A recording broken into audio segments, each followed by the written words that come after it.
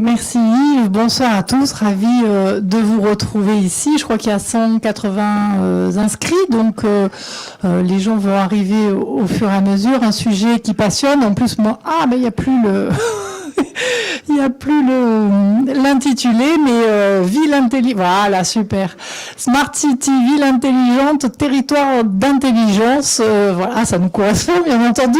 Non, je plaisante. Mais en tout cas, ça nous oblige parce que on sait très bien qu'aujourd'hui, nos modes de pensée doivent intégrer la question à la fois de l'intelligence artificielle qui va très vite, qui peut être passionnante et très engageante, mais aussi très effrayante.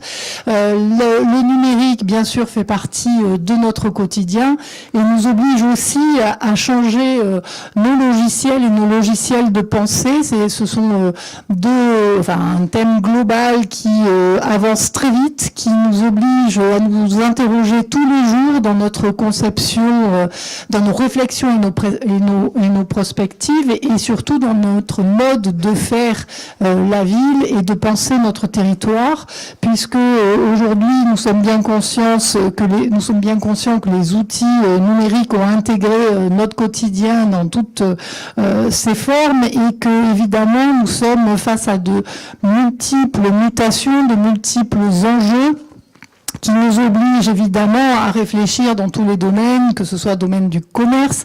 Je salue évidemment les représentants, la présidente de la Chambre de métiers avec laquelle nous travaillons justement sur comment intégrer ces nouvelles réflexions, nos amis de la Chambre de commerce bien sûr, dans la façon de travailler, dans la façon de régler les questions de l'emploi, dans l'économie, dans les déplacements. Et nous avons fait une rencontre. La rencontre précédente était sur la voiture intelligente, donc évidemment sans chauffeur, comment on réfléchit aux nouvelles mobilités, les nouveaux modes d'habiter, puisque le numérique a intégré également nos logements, et l'agence d'urbanisme évidemment doit être proactif sur ces sujets-là.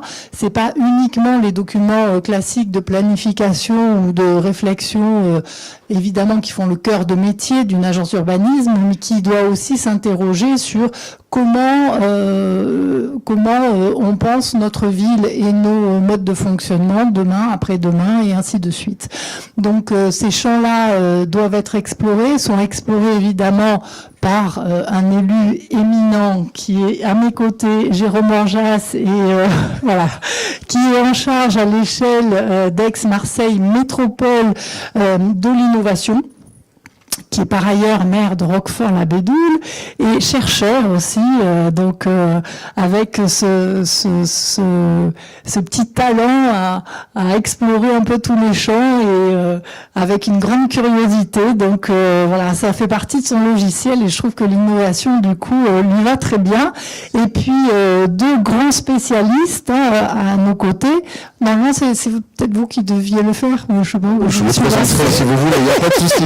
Il n'y a pas de problème. Luc Bello qui est ici présent et qui a été député, rapporteur de la loi République numérique et auteur du rapport de la Smart City au territoire d'intelligence, et Jean-François Marchandise, délégué de la Fondation Internet Nouvelle Génération.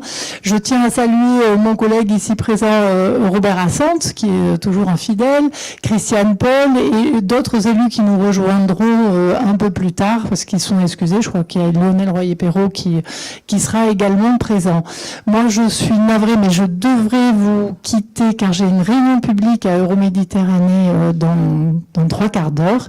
Mais comme tout est filmé, je regarderai dès demain l'intégralité de vos échanges et de vos débats, sachant que l'objectif, c'est aussi de vous faire participer à ce temps d'échange. Donc, je vais laisser la parole à Jérôme tout de suite. Merci Laurent Escaradec. Voilà, donc Jérôme Orjas qui va nous parler de la politique numérique de la métropole et puis peut-être, sinon faire des annonces, en tout cas nous dire qu'il y a un certain nombre d'événements qui arrivent concernant donc les structures, les implantations, les endroits où on va parler de numérique et de digital sur notre métropole dans l'avenir. Absolument. Alors, moi, à titre professionnel, j'étudie les fourmis, n'est-ce pas? Donc, c'est un petit peu loin des problématiques numériques, mais en tout cas, elles ont réussi à bien s'organiser depuis 100 millions d'années. Donc, je pense qu'on peut essayer de faire la même chose et de passer à quelque chose d'autre, à l'ère numérique qui s'accélère régulièrement, et on est tous d'accord pour dire que le numérique, c'est l'essor des sociétés modernes. Et on y voit là tous un espoir de mieux vivre, de mieux organiser notre société. Et parce que c'est un sujet qui est éminemment transversal et omniprésent. C'est un outil que l'on rencontre dans tous les domaines, l'agriculture, l'industrie, le sport, les loisirs, la culture, l'usage de la vie quotidienne du citoyen. Et donc forcément, ce sont des problématiques très importantes. Il est aussi perçu comme un moyen de stimulation créative, de toutes ces énergies créatrices. Et donc, même s'il n'est pas une fin en soi, il doit être mis au service de l'efficacité énergétique, l'efficacité sociétale, le développement durable, etc.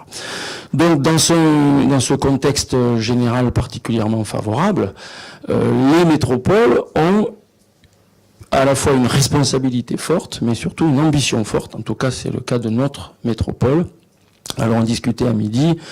On a toujours l'impression d'être en retard par rapport aux autres. Alors, selon Monsieur le député, on n'est pas complètement en retard. Chacun a son rythme et chacun a ses initiatives propres. Et c'est ça qui fait finalement la richesse de ces écosystèmes à développer.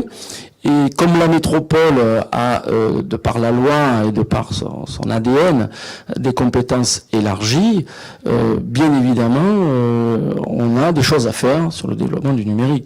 La métropole s'occupe du développement économique, de l'inclusion citoyenne, de la mobilité, probablement la problématique la plus prégnante sur notre métropole, les flux, qu'ils soient maritimes, routiers, la gestion de l'énergie, la gestion des déchets, bien évidemment, et les infrastructures, tout ça, l'administration aussi, parce que l'administration fait sa révolution. Donc toutes ces problématiques-là, ça a une valeur forte pour la métropole, et donc nous avons une responsabilité et un devoir d'agir, même si c'est quand même un sport collectif, parce que la métropole elle a des compétences, mais on compte bien évidemment sur les universitaires, sur les techniciens, sur les écoles, sur les entreprises, qui sont sourcing très très important dans ces domaines-là, et donc et sur les institutions, la métropole et d'autres. Alors bien évidemment, ça obéit à quelques logiques. En ce qui nous concerne, c'est la logique d'attractivité. On veut rendre notre territoire attractif pour les intelligences extérieures qui viendraient s'y incuber ou s'y développer, avec des échanges de savoir-faire. Mais il y a aussi le fait de rendre nos startups lisibles aux yeux de l'international. Voilà. Donc c'est une espèce de jeu à double sens. D'abord, on veut attirer des entreprises étrangères, mais aussi on veut rendre lisibles nos pépites d'entreprise. Il y a aussi une logique de progrès social et de mieux vivre. Mais là, on est à l'échelle du citoyen.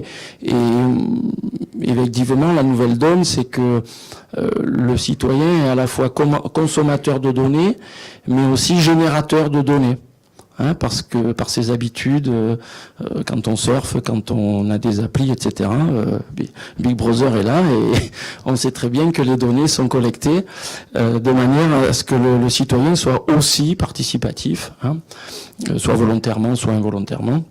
Et ça, c'est très important. Et puis, métropole comme logique de performance institutionnelle, l'e-administration, les dématérialisations, rendre le service au plus proche du citoyen, lui facilitant la vie, etc., les guichets virtuels, des choses comme ça qui font que aussi on a un gros rôle à jouer. Alors, vous parliez de l'actualité, effectivement. Alors, cette rentrée sur le plan métropolitain est particulièrement riche, puisque nous allons inaugurer bientôt, probablement dans quelques semaines, alors je ne donne pas de date parce que c'est toujours dangereux, la cité de l'innovation que nous avons visitée aujourd'hui et qui va constituer, à mon avis, un bâtiment totem emblématique et une pépite. L'inauguration au sein de cette cité de l'innovation de l'accélérateur M, d'ici à quelques semaines. Nous allons créer l'association Demain. Et voilà, c'est aussi un lieu de fourmillement, d'échange, d'accélération, de start-up, etc., d'échange aussi avec des accélérateurs étrangers. Le forum Smart City, ça c'est pour l'événementiel et puis pour l'émulation. Et surtout, en fin d'année, la finalisation de l'agenda numérique. Alors, la métropole a fait un gros effort de réflexion stratégique sur tout un tas de secteurs. On a l'agenda du développement économique qui est fait, c'est la feuille de route. Et là, on va sortir l'agenda du numérique en fin d'année.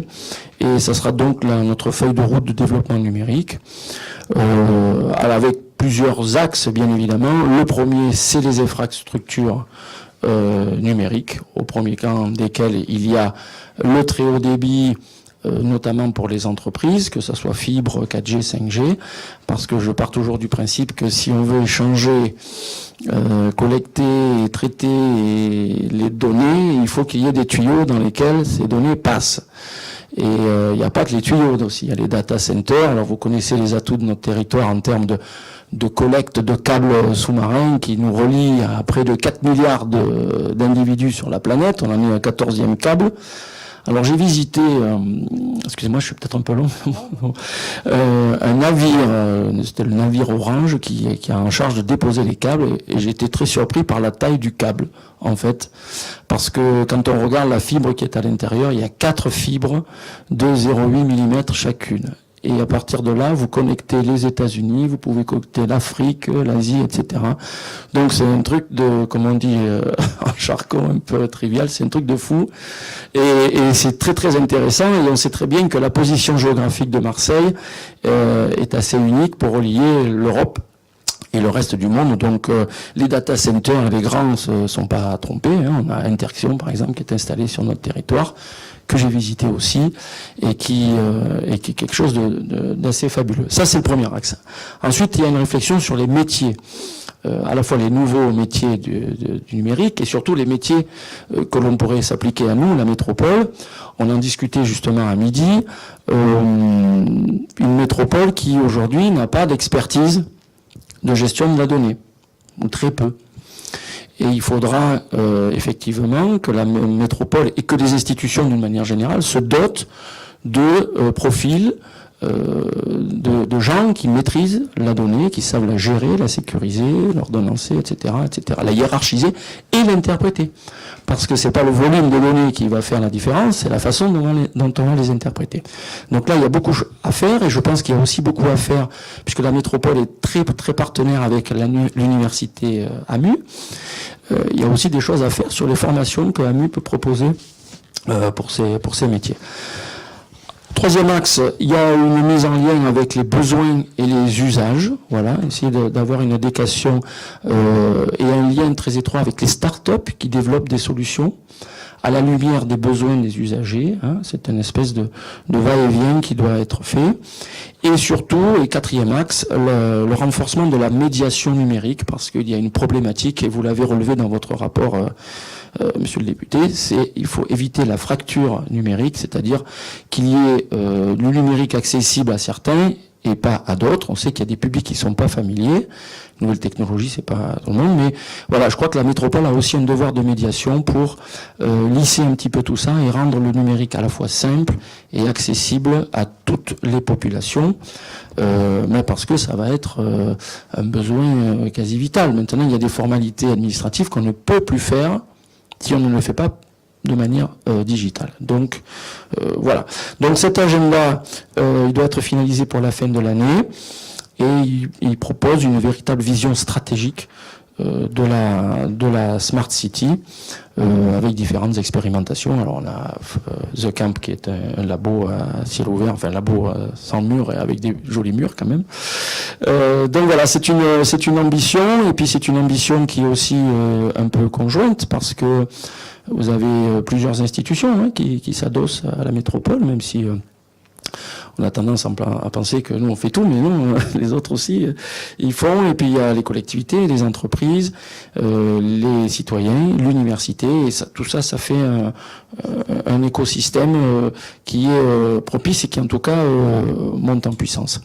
Quelques mots peut-être sur la cité de l'innovation. c'est un endroit qui a été voulu comme un endroit de phosphorescence où on pourrait mélanger au même titre que ce que fait The Camp, à la fois la recherche, puisque c'est quand même un projet AMU Métropole, l'éducation, notamment avec la création de parcours de formation en intelligence artificielle. Les entreprises, on a 2 entreprises emblématiques qui sont CMA, CGM, dont j'ai vu un des collaborateurs, Michel Falla, tout à l'heure, et l'Occitane. Donc on a visité les locaux. Bon, voilà, je vous invite à le faire, c'est fabuleux. Des startups locales qui ont vocation à être accélérées, en tout cas pour que nous puissions les accompagner. Un bâtiment totem pour la French Tech aussi, qui est quand même un label qui nous rend lisible aux yeux du monde, et l'accélérateur M qui regroupe aussi les pôles de compétitivité, la French Tech, les startups, etc. Voilà, donc c'est vraiment une version transversale comme l'outil numérique. J'en parlais tout à l'heure, avec bien évidemment un modèle sur la formation, un modèle qui, je pense, sur lequel il faut insister, où il y a une certaine interopérabilité, c'est-à-dire à un moment donné, il va falloir que la data, elle parle le même, enfin, elle soit analysée, qu'on ait les mêmes langages, qu'on parle la même langue. Et donc, je crois qu'il y a un gros travail aussi d'uniformisation à faire. Peut-être la loi nous y aidera, et en gros former les nouveaux métiers, Smart City, Smart People, voilà, en fait. Et j'aime très bien votre expression, monsieur le député, quand on dit il n'y a pas de smart, ça a une connotation un peu malin, pas que d'intelligence, un peu malin, débrouillard, et finalement c'est des territoires d'intelligence avec un S, parce que c'est pas la ville qui est intelligente, c'est les gens qui sont à l'intérieur et qui utilisent un outil et qui s'expriment là-dessus. Voilà, donc notre écosystème est propice. Et pour faire le lien un petit peu avec les rencontres de la gamme, je crois qu'en amont de tout ça, il y a les documents de planification. Et la gamme est au cœur de ça, la métropole aussi avec l'élaboration du PLUI, mais aussi tout un tas de documents de planification, le plan de déplacement urbain, le plan local de l'habitat, en fait, toutes ces réflexions à l'échelle métropolitaine qui alimentent bien évidemment le débat et qui nous aident à prendre un petit peu la hauteur pour avoir une vision globale, de manière à ce que quand on réfléchit à un PLU, on anticipe aussi le foncier pour les data centers, le foncier pour la mobilité, etc., etc. Et donc c'est pas facile, mais je crois qu'on est en route. Et vous l'aurez compris que on s'inscrit complètement dans cette stratégie-là de développement de la Smart City, parce qu'on aimerait bien faire de la métropole Aix-Marseille le phare numérique de la Méditerranée, tout simplement. Je vous remercie. Merci Jérôme Arjas. On va juste préciser le lieu de la Cité de l'Innovation, donc c'est l'immeuble Castel, c'est sur le front de mer, c'est l'ancien siège historique de la SNCM, et puis c'est évident que ça fait appel aussi à l'architecture marseillaise, puisque Castel était un architecte marseillais célèbre, donc un très bel endroit en front de mer. Rien que l'endroit est emblématique, voilà. Donc on a visité les espaces de coworking, et je crois que je vais aller faire du coworking là-bas. Merci beaucoup pour votre intervention. Alors, je vais passer maintenant la parole à Monsieur Luc Belot, qui est donc qui a été député du Maine-et-Loire et rapporteur de la loi pour une République numérique. C'était avec Manuel Valls, Premier ministre, et Axel Lemaire, qui était ministre à ce moment-là. Vous avez aussi donc réalisé ce rapport. Alors, je précise à toutes les personnes qui seraient peut-être arrivées un petit peu à la dernière minute, il est disponible. Vous l'avez sur une table à la sortie, donc de la Smart City au territoire d'intelligence. Vous avez entendu parler des data et vous êtes un spécialiste de la data. Vous avez entendu parler des startups et vous êtes un habitué du CES de Las Vegas, comme beaucoup d'entreprises de notre territoire. Je vais donc vous laisser maintenant la parole, et ensuite Jacques-François à Marchandise prendra le relais, mais je le présenterai à ce moment-là. Monsieur Belot, je vous passe la parole. Merci. Écoutez, je crois que l'essentiel vient d'être dit. Je vais essayer d'alimenter les propos que vous venez de tenir, Madame la Présidente, et mes salutations, et Monsieur le Maire. Je crois que effectivement, vous l'évoquiez un instant. Moi, j'aime bien ce terme de Smart City. Alors, on voudrait tout franciser, on aime bien parler de ville intelligente, mais bien souvent, quand on parle de ville intelligente, je sens qu'on rebondit beaucoup plus sur de la technique, sur de l'informatique, sur quelque chose qui fonctionnerait tout seul, alors que dans smart, effectivement, j'entends bien plus ce mot malin, judicieux et s'adapter. Moi, c'est ce que j'ai voulu voir quand on m'a interrogé sur l'avenir de la ville intelligente. J'ai quand même surtout voulu répondre sur la manière dont on passait d'une smart city à un territoire d'intelligence. Et donc ce S est vraiment positionné parce que c'est faire vivre les intelligences d'un territoire et c'est réussir à s'adapter à la réalité. Et je parle plus de territoire que de ville parce que il y aurait pas d'un côté des smart cities et de l'autre côté des stupid villages. D'abord parce que je crois que dans la métropole, il y a aussi des communes plus petites que Marseille, hein, monsieur le maire. Là, et donc l'intelligence ne se résume pas à la taille de la commune. Et je crois que c'est important de pouvoir l'envisager d'une manière extrêmement claire. Mais moi, je pense qu'il faut, dans ce cadre-là, essayer de faire passer l'ensemble de nos territoires d'un mode de fonctionnement qui est plutôt un mode informatique à un mode qui est beaucoup plus numérique. Et je vais y revenir dans les déclinaisons, mais lorsque je parle d'un monde numérique, j'entends d'abord parler de transversalité. Et aujourd'hui, on a des politiques d'intelligence. Moi, je connais pas un seul territoire stupide. D'abord, j'ai jamais vu un élu dire que son territoire était stupide, ou alors il est élu d'opposition, mais en général, c'est rarement comme ça qu'on présente les choses. Et j'ai toujours vu plutôt des intelligences s'installer en fonction des réalités, des points de force, des points de faiblesse, de ce que chacun peut vivre. Quand je suis à Nice, il y a des problèmes d'alimentation électrique, ils avancent très vite sur les questions de smart grid. Quand je suis à Bordeaux ou à Paris, on parle beaucoup des enjeux de mobilité. Je peux vous garantir que quand vous êtes au Havre, une ville qui a été complètement détruite, où il y a des 2 fois 2 voies partout en centre-ville, ou quand vous êtes à Mulhouse, ces enjeux de mobilité sont bien moins prégnants. Et donc, ils ont d'autres politiques, d'autres intelligences à mettre en œuvre pour leur territoire, et il faut à chaque fois pouvoir s'adapter. Alors je me suis engagé à pas être trop long, et je le suis déjà beaucoup trop, donc je vais passer très vite parce que la journée a été fructueuse, les échanges qu'on a eus ce midi au niveau de l'incubateur, au niveau de la cité, les échanges cet après-midi avec des chefs d'entreprise ont nourri largement le propos que je voulais vous tenir ce soir. Donc il y a quelques slides que je me permettrai de passer extrêmement vite pour essayer d'aller à l'essentiel. D'abord par tout cela, la présentation a été faite. Je suis encore expert auprès du gouvernement sur les fonds d'innovation du PIA 3. Je suis comité scientifique de la chaire ETI et je travaille, et ça c'est passionnant pour UN Habitat, c'est la manière dont la transition digitale des villes doit se faire avec des recommandations de l'ONU pour accompagner l'ensemble des autres pays. On a la chance d'être dans des pays riches qui vont bien, qui se posent des problèmes de riches, même quand ça va mal. Et il faut à chaque fois avoir en tête cette idée un peu plus globale. Alors, pour ce rapport, je vais passer très vite, mais j'ai visité un certain nombre de territoires. Vous voyez que j'ai eu l'outrecuidance de ne pas venir jusqu'à Marseille, donc je rattrape cette erreur aujourd'hui, un peu partout en France, en Europe et dans le monde, pour voir différentes smart cities en Asie du Sud-Est, aux États-Unis et en Europe. Et l'enjeu aujourd'hui, et vous l'évoquiez à l'instant, monsieur le maire, c'est surtout de pouvoir se projeter dans cette nébuleuse de mots où on voit apparaître ville intelligente, smart city, tous ces termes autour de la data, du privacy, des objets connectés. Quand on est moderne, on dit IoT, parce que ça fait vachement mieux. Et je le dis de temps en temps, donc vous me reprendrez le moment venu. Tous ces enjeux de licence autour de la donnée, et tous ces débats-là sont aujourd'hui extrêmement complexes. Et on a surtout des territoires qui aujourd'hui se posent des questions. Moi, je me suis pas risqué à faire une définition. Je vous en présente 2 ici aujourd'hui. Ce sera les 2 seuls slides où il y aura du texte. J'aurai quelques graphes où je passerai très vite tout à l'heure. Mais ça, c'est une définition qui est celle de l'ONU, qui est l'idée de répondre à des questions d'intérêt général avec des solutions numériques permises grâce à un partenariat entre une multitude d'acteurs. Et je trouve bien là l'idée que c'est d'abord un foisonnement d'intelligence collective qui permet de fonctionner au mieux et de pouvoir avancer sur l'ensemble des politiques publiques.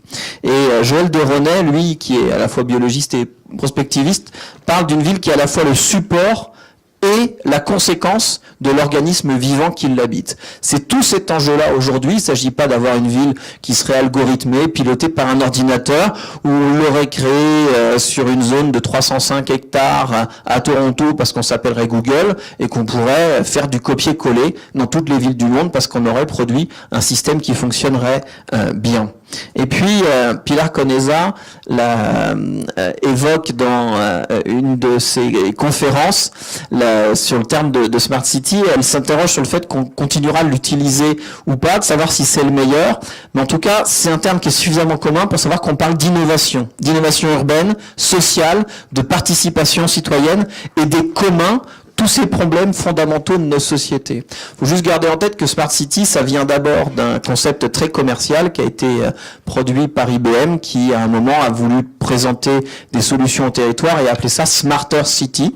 Et donc on a gardé ce terme, mais à l'origine c'était quand même surtout une solution informatique qui était censée tout piloter à la place d'eux avec un intérêt et une capacité d'interaction des pouvoirs publics locaux relativement limitée. D'ailleurs, tous ceux qui ont commencé à travailler sur ces bases-là en sont très vite revenus, que ce soit avec IBM, Cisco, Huawei, et aujourd'hui, y compris ces grands groupes, sont plutôt dans du collaboratif que sur une solution qui viendrait impacter tout cela. Alors, juste très rapidement, dire qu'on a aujourd'hui un bon alignement des planètes. C'est très vrai aujourd'hui en France dans l'ensemble de nos métropoles. D'abord parce qu'on a des enjeux communs qui sont les défis du 21e siècle. Et d'abord le défi environnemental, celui qu'on doit pouvoir relever avec une population urbaine qui ne cesse de s'accroître.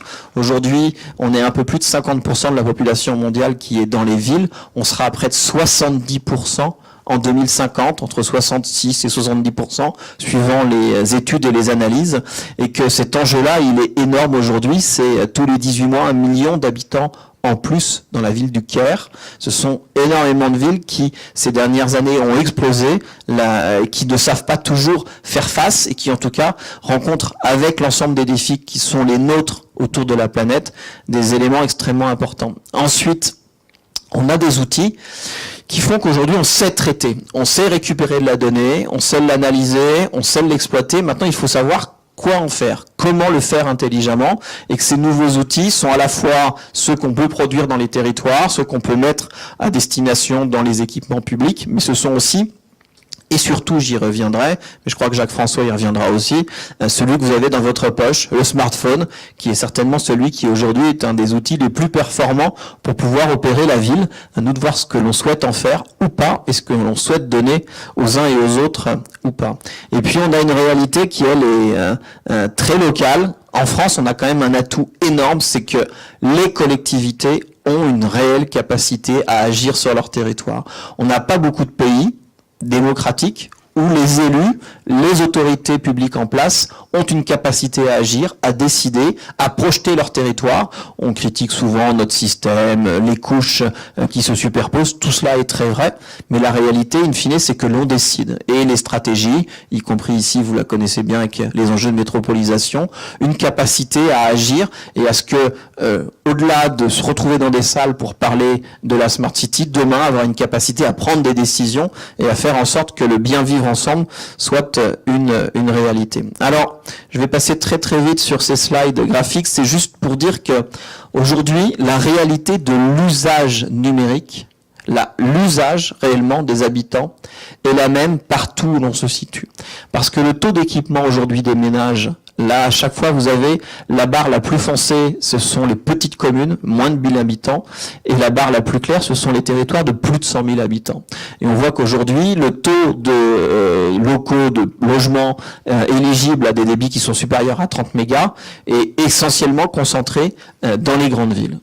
C'est pas une grande surprise. Pour autant, lorsqu'on regarde aujourd'hui l'usage et l'équipement des ménages, pareil, toujours le plus foncé, les plus petites communes, et le plus clair, les plus grandes communes, équipées d'un smartphone, disposent d'une connexion Internet à domicile, hors mobile, et utilisent Internet depuis un mobile, on a des usages, que ce soit dans les petites ou les grandes communes, qui est à peu près le même. Un usage, quel que soit le territoire où vous habitez, dans la métropole, ici, Aix-Marseille, eh bien, l'usage de la population est à peu près le même partout. Et cet usage, il se définit, y compris dans les modalités, que vous soyez dans des achats, des démarches administratives, des visionnages de vidéos, les réseaux sociaux qui prennent une place de plus en plus forte, ou l'utilisation prévue d'outils domotiques. Là, il y a juste un peu supérieur dans les cœurs métropolitains de plus de 100 000 habitants. Mais aujourd'hui, la réalité des usages est la même pour tous. Ça veut dire qu'on a une population, nous avons des habitants qui sont déjà dans cette réalité d'une ville qui est déjà une ville connectée, qui est déjà une vie numérique qui est chez eux extrêmement forte. J'ai ressorti là les deux cartes. Alors celle-ci est liée au découpage que vous connaissez bien de vos communes, là, avec le déploiement en haut débit, les éléments les plus foncés étant supérieurs, voilà. Certains sont un peu moins foncés que d'autres en termes de couleur, mais cette carte est pas, elle est vraie, hein, elle est juste, mais elle est dans le déploiement par commune. Quand on regarde la réalité du déploiement par rapport au NRA, c'est-à-dire par rapport aux bornes de chez des opérateurs, hein, en l'occurrence vous en avez plusieurs sur le territoire, on a quand même une couverture qui est un petit peu moins forte, là, avec une réalité de connexion qui, voilà, est la vraie connexion au débit. C'est un vrai enjeu. J'ai compris que pour le territoire, l'aménagement numérique était quelque chose d'important, mais je crois qu'il faut l'avoir en tête. Alors avec tout ça, en général, quand j'arrive quelque part, on me dit mais c'est très bien, mais tout ça est très compliqué. On en est où? On doit faire quoi? Nous, chez nous, on se positionne comment? On fait bien, on fait pas bien? Et surtout, qu'est-ce qu'on devrait faire? Par quoi on doit commencer? Et je pense qu'il n'y a pas de réponse unique. Il y en a une qui est essentielle. C'est la question des usages. Et j'y reviendrai en permanence parce qu'aujourd'hui, on a une vraie difficulté, c'est que l'ensemble des territoires, des élus, des décideurs, des cadres territoriaux ont une habitude qui est celle de la maîtrise d'ouvrage. Aujourd'hui, on construit des politiques de maîtrise d'ouvrage, que ce soit sur une politique de mobilité, quand vous décidez de faire un réseau de transport en commun, quand vous décidez de l'opérer avec des bus en site propre, un tramway, lorsque vous décidez d'aménager de la voirie, des autoroutes, avec l'ensemble des partenaires, départements, régions, États, peu importe, mais on est dans de la maîtrise d'ouvrage, y compris lorsque vous opérez du service, école, crèche, gymnase, à chaque fois vous avez des constructions. L'enjeu de demain n'est plus d'être dans la maîtrise d'ouvrage. C'est extrêmement difficile, ce changement de mentalité dans les collectivités. Il faut passer à la maîtrise d'usage. Parce que la réalité aujourd'hui, c'est que ce qui va décider du fonctionnement d'un territoire sera pas juste impacté par le fait que vous avez décidé que le tramway passera par tel endroit, que l'autoroute passera par tel endroit. Si demain, une appli donne une information contraire, typiquement, si Waze vous dit, plutôt que d'aller prendre l'autoroute, prenez la petite route qui est juste à côté ici, alors que les élus de l'arrondissement, les élus de Marseille avaient décidé que ce serait une rue apaisée, parce qu'il y a une école, une crèche, une résidence personnes âgées, et donc que cette rue, on a tous pensé collectivement, l'intérêt général était que ce soit qu'il y ait peu de circulation et une circulation apaisée. Sauf que, dans les faits, quand tous les boulevards sont bloqués, ben Waze vous fait passer exactement par là. Et cette réalité d'usage va être de plus en plus poussée par les smartphones, par les outils numériques. Et si les collectivités, les pouvoirs publics se mettent pas dans cette logique d'être dans la maîtrise d'usage, des usages du territoire, eh bien on pourra mettre tous les ouvrages qu'on pourra. Ce seront d'autres personnes, d'autres algorithmes écrits à l'autre bout du monde qui décideront de comment de quelle manière la ville vivra demain. Alors, j'ai une toute petite question, c'est la seule fois que je vais vous faire participer. On a aujourd'hui 280 millions de véhicules qui circulent en Europe. 280 millions. Demain, à horizon de 12 ans, hein, vous êtes tous dans des échelles de décision qui font que 12 ans, c'est plutôt du temps court. Demain, en 2030, est-ce qu'il y aura un peu plus, un peu moins de véhicules, beaucoup plus, beaucoup moins? Alors, je lance la question. Qu'est-ce que vous en pensez?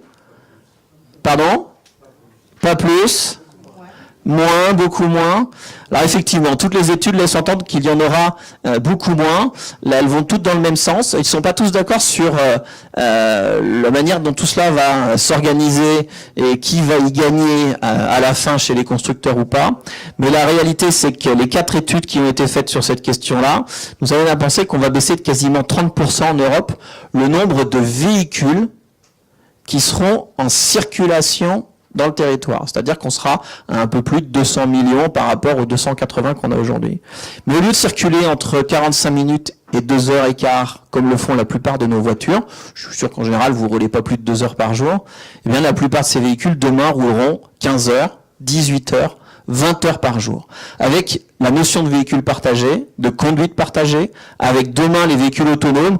Alors moi, je lis pas dans le marc de café, je vais pas vous dire c'est demain, c'est après-demain, c'est 2000 machin. J'en ai aucune idée, pas plus que vous. On sait que ça arrive. On sait qu'à Rouen, dans un mois, il y a des taxis autonomes qui circulent dans la circulation réelle, pas juste sur une borne protégée, sur un pont entre la gare d'Austerlitz et la gare de Lyon à Paris, où il se passe rien, où on croise personne, c'est protégé, il y a une personne devant, une personne derrière, voilà. Non, c'est dans la circulation réelle. Donc le véhicule autonome, il est là, il sera là demain et il va complètement changer.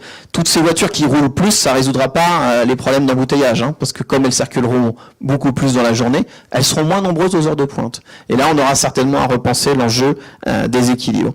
Alors, cette réalité de l'évolution, elle n'est pas toujours simple à appréhender, parce qu'on est tous convaincus, quand vous interrogez ceux qui gèrent les politiques de déplacement, de mobilité dans les territoires, qu'il y aura moins de voitures, que demain, il y aura du partage de véhicules quand on habite loin du cœur d'une métropole, mais ce sera du véhicule personnel qui sera partagé, qu'on utilisera à 2, à 3 ou à 4 pour arriver jusqu'à un point de destination, un parking relais, une ligne de tram, un tram-train, et qui nous amène au cœur de la métropole. Et ensuite, si on a de nouveaux besoins, soit les bus, soit des véhicules autonomes, full autonomes, qui là vous emmène d'un point à un point B, parce qu'une chose est sûre, c'est que le véhicule autonome, avant de vous faire traverser de Cassis jusqu'à Aix, en passant par le cœur de Marseille, celui-là, il n'est pas prêt d'arriver. Par contre, celui qui, dans son quartier de la Gare, quartier du Vieux-Port, connaîtra suffisamment bien son quartier pour pouvoir circuler tout seul en autonomie, lui va arriver relativement vite, il sera plutôt en complémentarité. Et l'intermodalité des transports va être de plus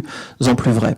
Alors, je vous épargne tous les détails et tous les gadgets des passages pour piétons qui s'élargissent en fonction du nombre de personnes qui se présentent devant le passage, de l'ensemble des véhicules intelligents, de l'éclairage intelligent, des navettes. Ici, c'est en milieu rural, c'est le NADO, c'est l'équivalent de l'ADEME japonais, de notre ADEME, mais au Japon, et qui accompagne pour des visites médicales les personnes âgées qui sont isolées en milieu rural. C'est pas que la ville, la Smart City. Ça, c'est le fameux taxi qui circule à Rouen, là, le mois prochain, en full autonome. Au CES, on voit beaucoup de choses. Je sais que vous avez des élus qui y vont régulièrement. Ça, c'est une navette autonome hélicoptère, drone, qui fonctionne. Elle fonctionne déjà. Aujourd'hui, elle n'a pas le droit de circuler dans aucun des territoires. Mais ce sont des solutions qui existent. Je suis pas sûr que ce sera la solution de mobilité pour nos territoires européens. Je suis même pas sûr que ce soit ailleurs. Mais en tout cas, les solutions technologiques continuent d'avancer. Et au cœur de tout ça, il y a l'enjeu de la data. À chaque fois, vous serez sur les politiques de data. Alors, monsieur le maire, vous l'avez évoqué. Donc, je vais pas en dire beaucoup plus. Mais si vous n'avez pas une stratégie data sur le territoire au sens large, si vous ne vous appuyez pas sur les personnes qui savent utiliser les data, inutile d'avoir quelques stratégies que ce soit, mais y compris de développer le plus, y compris d'être sur le PLH, sur le plan de déplacement, y compris d'être sur l'ensemble des politiques publiques ou d'une stratégie Smart City. La data, elle est au cœur. Si vous n'avez pas de stratégie data et des personnes en capacité de la gérer, vous n'aurez pas de politique publique demain, à aucun niveau, quelle qu'elle soit, y compris sur des politiques très humaines, de la petite enfance, des écoles maternelles, etc. Et ces enjeux-là, ils sont essentiels. Aujourd'hui, vous avez dans les territoires des gens qui savent très bien les utiliser, les agences d'urbanisme qui font ça toute la journée, qui mangent de la donnée toute la journée, qui projettent sur l'avenir. Vous savez, les conseils de gestion, bien souvent, ils font des analyses extrêmement poussées, souvent sous la contrainte, quand la CAF demande que le service petite enfance produise demi-heure par demi-heure, c'est extrêmement contraignant, mais c'est aussi comme ça qu'on gère mieux l'ensemble des équipements, qu'on pense mieux les politiques publiques. Donc la data, elle est vraiment essentielle. Alors, comme je suis déjà trop long, je vais passer sur tous les outils de pilotage. Je vais juste vous dire 2-3 mots sur chacune des slides qui arrivent pour respecter le temps de parole et ça ouvrira ensuite à la discussion. On accuse toujours le code des marchés publics de détruire, d'écraser l'innovation. C'est injuste. Le code des marchés publics aujourd'hui a des outils et c'est plutôt les directeurs des affaires juridiques qu'il faut former que le code aujourd'hui des marchés qu'il faut attaquer. D'abord parce que vous avez les partenariats d'innovation, les marchés de R&D. Je développe tout ça dans mon rapport. Je vais pas aller beaucoup plus loin, mais aujourd'hui vous avez des vrais outils qui vous vous permettre de développer de l'innovation. Il faut juste éviter d'être trop frileux ou de laisser les affaires juridiques être trop frileux. Vous pouvez innover dans vos territoires. Je crois que c'est la logique aujourd'hui de Marseille sur le City Lab et la manière dont vous allez pouvoir avancer sur ces questions-là. Garder en permanence les enjeux de cybersécurité, ça paraît être une évidence, mais dans la Smart City, c'est essentiel. Aujourd'hui, si vous passez tous les feux de la métropole de Marseille au rouge, parce qu'ils sont tous télépilotés, et que vous avez trouvé un petit malin qui a réussi à passer tous les pare-feux, il prend la main que 10 secondes, hein, ça dure pas longtemps, il met tous les feux au rouge, ça bloque la ville 10 secondes, c'est pas très grave. Il met tous les feux au vert aux heures de pointe, vous avez des morts dans tous les arrondissements de Marseille. Donc aujourd'hui, la cybersécurité, c'est devenu un élément essentiel de pilotage de la ville et de pilotage des conduites des politiques publiques. Ce n'est pas un enjeu technique, c'est un enjeu politique. Gardez-le en tête parce qu'il y a un an, quasiment jour pour jour, le Bercy, avec ses 130 000 agents, a fait un test. On pourrait penser qu'à Bercy, c'est des gens qui sont plutôt formés, accompagnés, qu'on les a sensibilisés à la cybersécurité. Il y a 2 mails qui sont partis pour proposer des places de cinéma gratuites, 4 places de cinéma gratuites. Il y en a un qui était envoyé par Emma Bovary et l'autre qui était envoyé par Jean-Baptiste Poquelin. Entre 10h et midi, au moment de l'envoi du mail, 30 000 agents sur les 130 000 ont cliqué sur le lien pour avoir les places de cinéma. Ça, c'est à Bercy. Imaginez dans vos collectivités. Voilà, je ferme la parenthèse. Les enjeux de cybersécurité, il n'y a pas un étage d'une collectivité où je trouve pas le code d'un PC en soulevant un pot à crayon ou un clavier. Voilà. Donc il y a quelques points de vigilance à avoir, parce que quand on commence à rentrer dans le réseau, on peut faire beaucoup de choses. Je vois beaucoup de personnes qui sourient, ça doit rappeler quelques souvenirs à certains. Voilà. Et un enjeu qui est essentiel, qui est aujourd'hui celui de la confiance. Alors on y reviendra avec Jacques-François, donc je vais aller extrêmement vite. Mais la confiance, elle n'est pas si naturelle que ça dans ce monde de données, dans ce monde de données personnelles, d'exploitation par les autres. Mais je vais laisser ça au débat. Je vais juste terminer avec aujourd'hui ce que doit embarquer pour moi une stratégie de territoire d'intelligence. C'est d'abord 3 principes directeurs, et ce sera le mot de la fin, et on pourra largement y revenir ensuite. Le premier, c'est celui de la gouvernance. Si vous n'avez pas un territoire qui pilote la stratégie, une collectivité qui est à la tête, qui sait associer les acteurs académiques, les acteurs économiques, les acteurs institutionnels, les acteurs émergents, les startups, les acteurs associatifs, si vous n'avez pas une vraie gouvernance dans le territoire, mais vous continuerez à avoir une cellule informatique, quelques personnes au service économique qui sont très compétents, mais qui agissent tout seuls et qui n'ont pas forcément le spectre large de ce que peut produire un territoire. Donc vraiment une gouvernance au plus haut niveau des élus, plus haut niveau de la collectivité, notamment chez les cadres territoriaux, où il faut pouvoir former tout le monde. C'est pas parce que vous êtes adjoint à des politiques sociales que vous ne devez pas avoir l'ensemble de cette vigilance. Deuxième principe directeur, c'est celui de la souveraineté. Essentiel. Dans le monde dans lequel nous vivons aujourd'hui, si le territoire n'est pas souverain sur ses logiciels, pas souverain sur sa data, demain, la ville sera privatisée, vous l'aurez abandonnée à d'autres. Et c'est souvent le risque de l'innovation. Parce que bien souvent, dans le cadre de l'innovation, on se dit, bon là, c'est le début, on ne sait pas trop, on voudrait faire une appli territoriale, mais bon, il y a un opérateur privé qui vient, qui propose de la faire pour nous.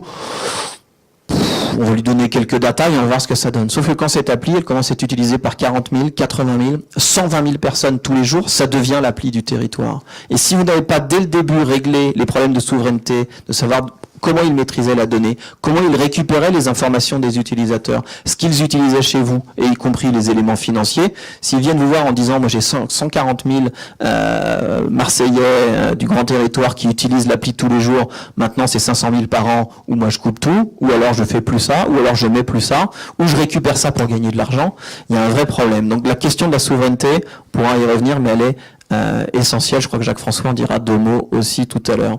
Et puis, un dernier mot, et ça fera certainement le lien, c'est celui de l'inclusion.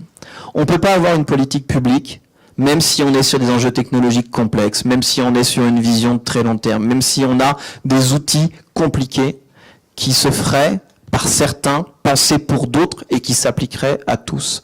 Cet enjeu de l'inclusion, d'associer chacun dans ce monde qui sera demain la ville numérique, qui sera notre environnement à tous, est essentiel. Alors c'est évidemment penser à ceux qui sont exclus quand on parle d'inclusion. Gardez en tête qu'au moment où je vous parle, 16% des Français ne maîtrisent pas suffisamment la lecture et l'écriture pour pouvoir remplir un formulaire administratif en ligne ou même sur un téléphone portable. 16%. Voilà. C'est-à-dire que demain, une ville qui ne serait que connectée, qui n'aurait plus de guichets, qui n'aurait plus d'humains, on peut penser aujourd'hui à ce que peut faire la CAF ou Pôle emploi par exemple, où on voit des gens qui n'ont pas l'outil chez eux, mais même quand on les met devant un PC, n'arrivent pas à aller jusqu'au bout des démarches et du coup n'ont même pas leurs droits. On peut penser au RSA. Donc on a cette réalité aujourd'hui, donc de ces 16%, mais l'inclusion, ça va bien au-delà. C'est de la manière dont, dans le cadre de la gouvernance, qui est le premier principe directeur, on fait en sorte d'associer chacun, de toujours avoir l'esprit au dialogue, à la concertation, y compris sur les questions essentielles de la donnée.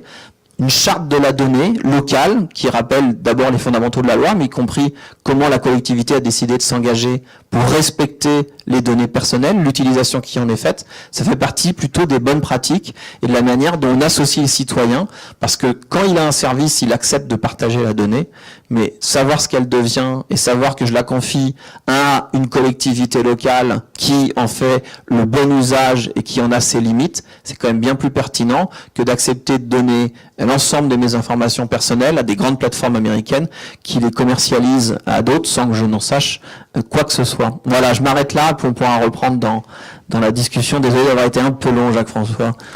Merci beaucoup, Monsieur Belot. Donc, avant d'en venir au débat, à la discussion avec vous, on va maintenant passer la parole à Jacques-François Marchandise, qui est cofondateur et directeur de la Fondation Internet Nouvelle Génération. Ça s'appelle, et c'est plus connu sous le nom de la FING. Donc, c'est à la fois un think tank et une association, présidée par un grand chef d'entreprise français, Monsieur Philippe Lemoine. Vous avez donc été le cofondateur de cette structure. Vous êtes chercheur, enseignant et spécialiste aussi de l'impact de l'humain sur le numérique. Beaucoup d'autres choses pourraient être dites, mais on attend donc avec impatience votre intervention, une quinzaine de minutes, et puis ensuite, après, on ouvre le débat. Jacques-François Marchandise. Merci beaucoup, Yves Blisson. Merci beaucoup à la gamme de votre invitation et de ces rencontres qui sont très inspirantes, et surtout sur un sujet où j'ai l'impression que on a des fils à renouer entre les questions urbaines, les questions des villes, telles que vous les posez, j'allais dire, de façon classique ou de façon fondée dans le intellectuellement et par les pratiques, et puis les façons dont la Smart City dont vient de nous parler Luc et dont vous venez de nous parler est un peu arrivée de Mars en apparence, sauf qu'en fait elle arrive pas de Mars, elle arrive de la continuité d'un ensemble de constructions urbaines et sociales. Et il y a des fils à renouer parce que souvent, et c'est un peu par cet aspect-là que commence la synthèse de ton rapport, Luc, souvent on a des présentations extrêmement technocentrées, extrêmement réductrices de ce que le numérique peut apporter à la ville, ou de comment le numérique va expliquer la vie aux gens qui pensaient qu'avant ils comprenaient la ville, mais maintenant tout a changé, balle neuve, et il suffit d'avoir des solutions techniques pour résoudre toutes les questions. Donc des fils à renouer, c'est un peu ce que j'ai apprécié personnellement en tant que lecteur du rapport de Luc Belot, puisque j'ai eu l'impression que pour le coup, d'une part, pour les gens qui travaillent sur ces sujets depuis quelques années, qu'est-ce qui nous fait économiser comme salive? Comment on est arrivé à synthétiser dans ce travail-là des définitions simples, des angles tout à fait pertinents, et puis à l'arrivée des principes vraiment tout à fait simples. Et puis d'autre part, on a appris des choses. Le travail d'enquête que tu as fait sur la planète entière et par des auditions, on a eu la chance d'être auditionné dans ce contexte-là, était vraiment très très riche. La FING, pour ceux qui la connaissent pas, j'en dis deux mots. On est donc une association. On a dans la salle quelques adhérents, partenaires, complices de plusieurs ordres et de plusieurs natures, allant de plusieurs collectivités territoriales à des entreprises innovantes, à des chercheurs et à d'autres acteurs. On a travaillé à diverses reprises avec Euroméditerranée. La métropole Aix-Marseille soutient notre prochaine Data Literacy Conference qui va avoir lieu à Aix les 5 et 6 octobre. C'est encore un point de votre riche agenda de cet automne.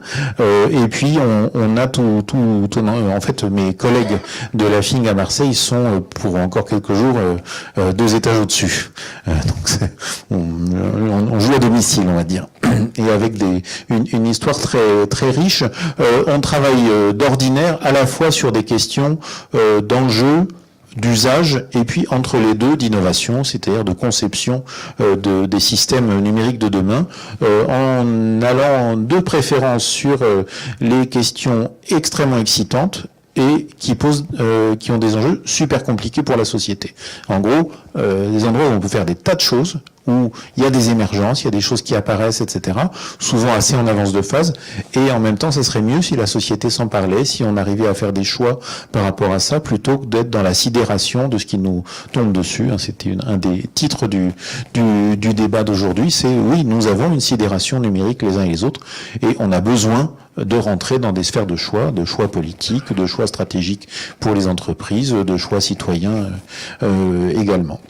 Et donc, dans ce cadre-là, depuis quelques années, on se focalise principalement sur le numérique et non pas l'informatique. Et le numérique, ce qui nous intéresse dedans, c'est le potentiel transformateur de ces technologies lorsqu'elles sont mises entre les mains du plus grand nombre. Donc, c'est pas juste on adore le numérique, c'est on adore quand nous pouvons faire les uns et les autres des choses avec. Quand nous pouvons, avec, engager des pratiques, lancer des projets, nouer des liens, construire notre vie personnelle, avoir des formes collectives dans la société. Systématiquement, nos travaux vont être autour de ça. Et depuis une douzaine d'années, FIG existe depuis début 2000, depuis une douzaine d'années, on a plutôt densifié un ensemble de travaux autour de la ville. Pour ceux qui ont pu connaître un des premiers, c'était ce qu'on appelait la ville 2.0, comment on constate qu'il y a des pratiques actives, ascendantes à l'intérieur de la ville qui ne sont pas construites par les acteurs institutionnels, mais qui sont construites par la coproduction des gens. C'est les gens qui, au fond, imaginent des services, construisent de la connaissance, font de l'information en ligne, éventuellement font de la critique, se mobilisent, font de la cartographie collaborative, s'intéressent au patrimoine, ont une vigilance sur certains aspects, se posent des questions de santé environnementale et ainsi de suite. Donc ça, on l'avait repéré, et puis sur la base de ces travaux dans lesquels on a publié pas mal de choses, on a engagé d'autres travaux. Je ne vais pas vous en faire la liste complète, tout ça est en ligne sur le site fing.org et fait souvent l'objet de papiers dans notre média Internet Actu, mais on a parlé notamment de alléger la ville, comment est-ce qu'on arrive à avoir un peu plus de légèreté au lieu d'un numérique qui amène du toujours plus, comment est-ce qu'on arrive à avoir une ville plus frugale, comme dirait Jean Henchens notamment. Comment est-ce qu'au lieu de parler d'habitat connecté, on parle d'habitants connectés, c'est-à-dire de pratiques à l'intérieur du logement et de l'habitat. Comment est-ce qu'on arrive à penser une transformation des lieux physiques du territoire. C'était un programme qui s'est appelé Soft Place, dont Euroméditerranée était l'un des partenaires et l'un des terrains très très actif et tout à fait passionnant. Comment est-ce qu'on se pose la question de l'évolution des mètres carrés, des services publics, des commerces, des lieux de culture, des lieux d'éducation et bien sûr des lieux de travail. Et puis plus récemment, on a fait cette production toute récente avec l'IDRI qui s'appelle Audacities, dont certains d'entre vous, par exemple nos amis de The Camp, ont été partenaires autour de ce que c'est que la gouvernance de la ville numérique réelle, c'est-à-dire une ville numérique dans laquelle il y a plus d'acteurs autour de la table, beaucoup plus même, dont des invités un peu imprévus, ceux dont on parlait tout à l'heure, le fait que brusquement, par exemple, Airbnb soit devenu un acteur du logement d'urgence et du relogement pour certaines villes américaines, le fait que à d'autres endroits, Uber joue bien d'autres rôles que le simple rôle de taxi, que de VTC qu'on lui connaît, le fait que Amazon se soit invité dans des compartiments du jeu qui n'étaient pas ceux qu'on pensait venir quand ils se contentaient de vendre des livres et des disques en ligne, pour au fond parfois restructurer vraiment la logistique urbaine. Donc voilà, toutes ces choses-là, on a essayé de les travailler et de les produire, et avec dans nos travaux un volet data assez riche, puisque la question de culture de la donnée, la question de l'appropriation des données par les citoyens, la question de l'ouverture des algorithmes, y compris dans la sphère publique, et la question d'autre part de la maîtrise de la privacy des données personnelles font partie des chantiers sur lesquels on est de façon assez constante. On va par exemple engager dans le prolongement de notre programme sur les données personnelles et de ce qu'on appelle le self-data, la réappropriation par les usagers de leurs données personnelles. On a conduit ça jusqu'à ce mois de juin. Un programme qui s'appelle Mes Infos, un programme expérimental avec 2500 testeurs, et on va engager à partir de cet automne, pour ceux que ça peut intéresser de monter à bord, un programme autour du self-data territorial. Si je le dis très vite, qu'est-ce qu'on fait avec les données personnelles de la Smart City? Est-ce que c'est des données sur les gens, ou est-ce que c'est les données que les gens, les citoyens, les collectifs peuvent actionner eux-mêmes? Et ça, on va le faire avec plusieurs collectivités territoriales impliquées, notamment pour des raisons environnementales, pour des raisons de mobilité, pour des raisons citoyennes, et ça me paraît, et puis d'autres acteurs, et ça me paraît important de poser cette question-là. En bref, la ville est particulièrement un champ où nous nous posons nos questions, c'est-à-dire, oui, le numérique transforme la ville. Je serai néanmoins toujours prudent sur le fait qu'il y ait une causalité numérique à ces transformations. Il y a très souvent des leviers puissants, mais qui peuvent aller dans des sens opposés. Par exemple, le numérique transforme la ville parce que le numérique transforme le travail aujourd'hui, transforme les lieux de travail, transforme les organisations du travail, transforme donc les mobilités liées au travail et tout un ensemble d'autres choses. Mais une énorme partie de ces phénomènes ne viennent pas du numérique, sont antérieurs et extérieurs au numérique. Le numérique a fait un levier très fort sur le fait de pouvoir être multisite, travailler au moment de la journée différent à différents endroits, pouvoir délocaliser, pouvoir relocaliser, pouvoir produire localement, pouvoir s'appuyer sur une logistique complexe, etc. C'est pas le numérique qui en a pris l'initiative, c'est nous. Nous avons fait des choix en amont et nous avons utilisé ces outils-là pour outiller ces choix. L'ensemble des transformations urbaines liées au numérique sont liées à d'autres facteurs que le numérique lui-même. Sont liés à la mondialisation, sont liés à la libéralisation des échanges, sont liés à par exemple, la privatisation de tout un ensemble d'opérateurs qui hier étaient des opérateurs publics, et ainsi de suite. Et un facteur que le numérique a fortement outillé, c'est l'accroissement considérable du nombre d'acteurs autour de la table. On est sorti d'un monde dans lequel il y avait les grandes personnes qui décidaient de tout, pour rentrer dans un monde où on ne sait plus très bien qui sont les grandes personnes, et on a besoin de s'en parler. Ça fait le cœur, j'allais dire, des approches de ton rapport sur la gouvernance. Ce sur quoi je voulais insister, dont on s'est parlé également avec toi et avec la gamme, c'est le troisième principe de ton rapport, c'est-à-dire la question de la ville inclusive. Elle n'est pas simple, cette question-là. C'est même une des plus difficiles à traiter. C'est en plus une question à laquelle, dans la métropole marseillaise, vous n'êtes pas forcément indifférent. Est-ce que, éventuellement, le numérique contribue à quelque chose d'intéressant en matière de réduction d'inégalités, en matière de réduction des divisions urbaines, etc. Ou est-ce que on est dans un effet inverse? Moi, je voudrais juste poser cette question et vous donner quelques points d'appui là-dessus, aussi parce que nous concluons à la FING avec 2 établissements de recherche un travail qui s'appelle Capacity et dont le thème est numérique et pouvoir d'agir. On le présente dans quelques jours, et donc c'est un petit peu là-dessus que je vais m'appuyer pour vous donner ces quelques points d'appui. D'un premier temps, en quoi est-ce que la ville numérique irait dans l'autre sens? En quoi est-ce qu'au fond elle serait pas du tout inclusive? Luc, tu en as donné un élément avec la dématérialisation. En effet, une partie de ce qui se joue avec la dématérialisation des relations de service, par exemple, c'est précisément qu'une partie des gens se retrouvent en difficulté conceptuelle, en difficulté d'usage, etc.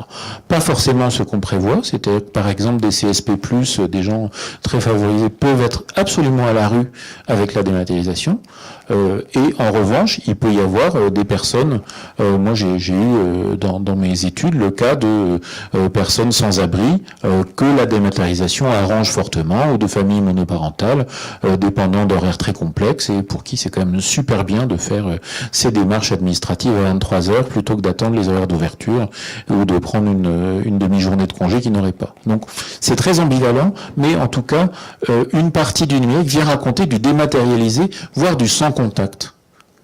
Dans un contexte où nous avons besoin de contact, nous avons besoin de médiation, et l'énoncé du sans contact, si on le pousse un peu au bout, c'est voilà, c'est une ville très abstraite, etc. Et au fond, si on s'y prend pas bien, cette ville numérique, elle est subie, elle est complexe, elle divise, et en plus, elle va très vite, elle est obsolescente, etc. Elle divise. En fait, si je prolonge d'autres tendances urbaines, celles par exemple des gated cities, gated communities, donc de la privatisation de quartiers entiers de villes dans tout un ensemble de villes de la planète, voire de villes elles-mêmes.